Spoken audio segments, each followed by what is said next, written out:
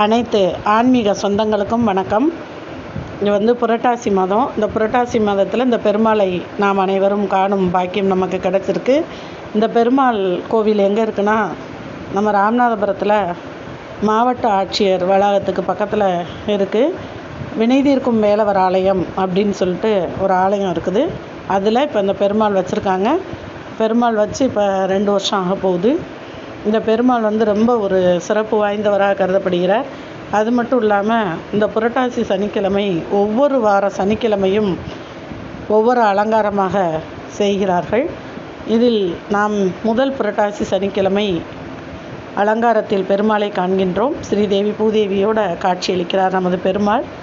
இந்த பெருமாளோட வழிபாடு நமக்கு கிடைச்சது எல்லாருக்கும் ஒரு சிறந்த சந்தோஷத்தை கொடுக்கும் என நம்புகிறேன். எனவே அனைவரும் இந்த கோவிலுக்கு சென்று இந்த பெருமாளை தரிசனம் செய்து நாம் நமது கோரிக்கைகளை கேட்டோம் என்றால் நிச்சயமாக நமது பெருமாள் நமக்கு சகல சௌபாக்கியத்தையும் நாம் கேட்கும் வரங்களையும் நிச்சயமாக நமக்கு கொடுப்பார் என்று நம்புவோம். நிச்சயமாக நிறைவேற்றுவார்.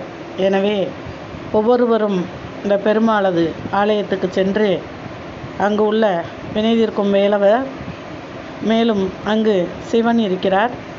அது மட்டும் இல்லை, முன்னாடியே விநாயகர் அருமையாக இருக்கிறார். வினைதீர்க்கும் விநாயகர், வினைதீர்க்கும் வேலவர், இப்பொழுது வினைதீர்க்கும் பெருமாளும் வந்துவிட்டார். அது மட்டுமின்றி சிவனும் இருக்கின்றார்.